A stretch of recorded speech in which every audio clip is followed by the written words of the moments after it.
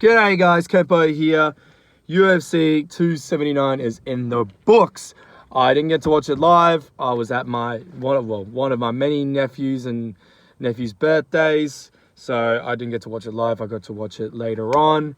Pretty much, there's so much to talk about this UFC. Let's pretty much from the antics from the start.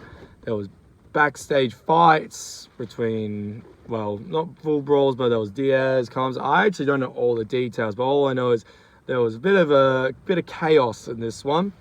There were 6 people who missed weight. Wow.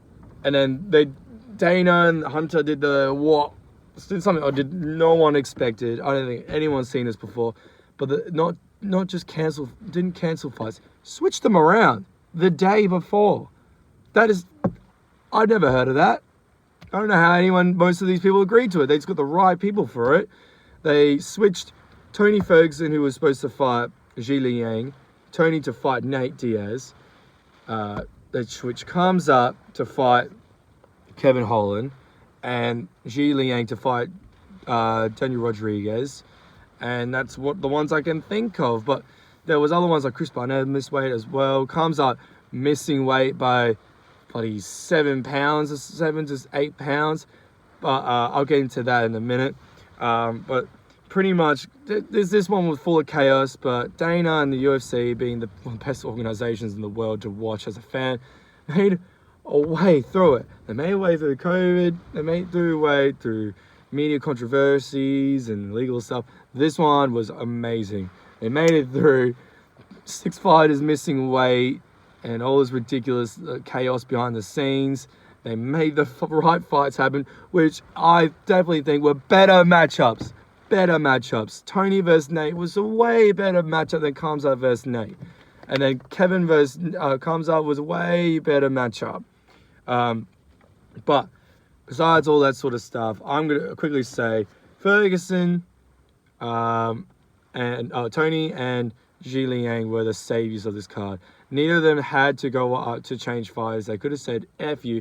So did Kevin Holland, but he was at a catchweight, different story. But those two, Zhilei Yang and Tony Ferguson, saved the card. I don't think without them, we would have had this card go so well.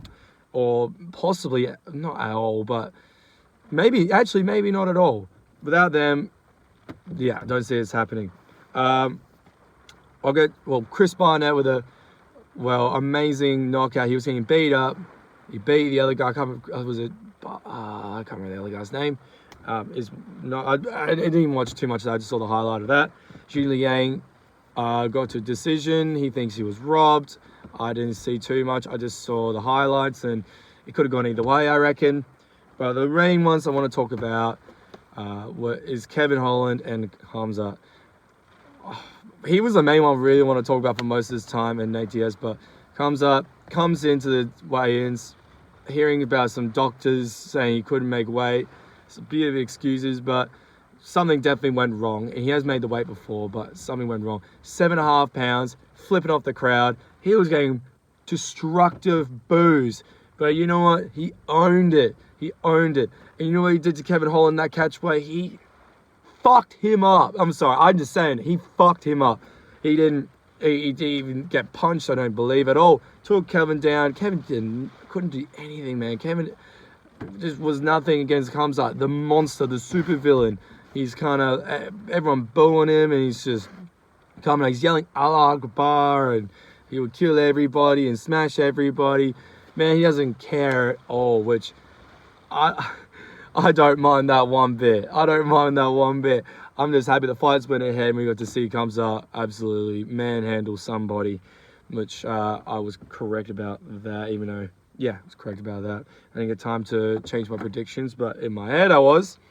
Then the main event, Tony Ferguson versus Nate Diaz. Wow. Very interesting. These two guys, very unorthodox, very gangster-like dudes. They'll take on anybody. They just want to scrap half the time. Nate being more scrappy. Tony being more just kind of like fucking turmoils and bloody. They're both just bloody, unorthodox fighters. And this is exactly what this was. Two fighters, late 30s, went at it. And bit of a picture-perfect ending for Nate Diaz. The gods of MMA were smiling upon him when he finally got Tony in the 4th round. And he was back and forth, but Nate was pretty much winning the fight. But at 2 minutes and 9 seconds, the 2:09 that Nate represents, he had Tony in a guillotine and submitted him, did the Nate Diaz flex, the iconic Nate Diaz flex, the 2:09 time where he won. It couldn't have gone any better for him. It was set up originally with Khamzat to execute him, to destroy his stock. But no, the MMA gods smiled down on him, gave him Tony Ferguson. Well, Tony, I love him. He came out afterwards and he was like, this is one of my favorite fights I've ever been in. It's a great experience. They both respect each other like crazy. Nate got the win Nate deserves on the last fight of his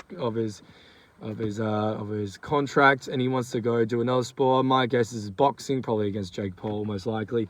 Some crazy stuff there, but amazing. Like he was set up to be executed stock to end up by the end of the weekend, stock being through the roof.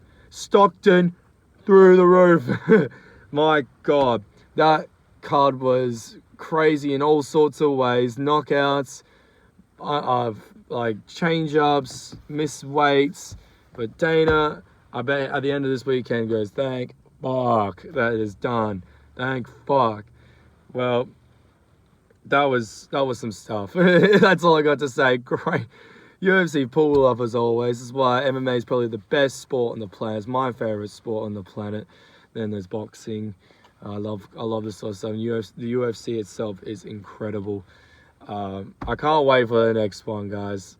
Some crazy stuff. That is my reaction from it. Thank you guys for watching. As always, have a great time. See you later next one.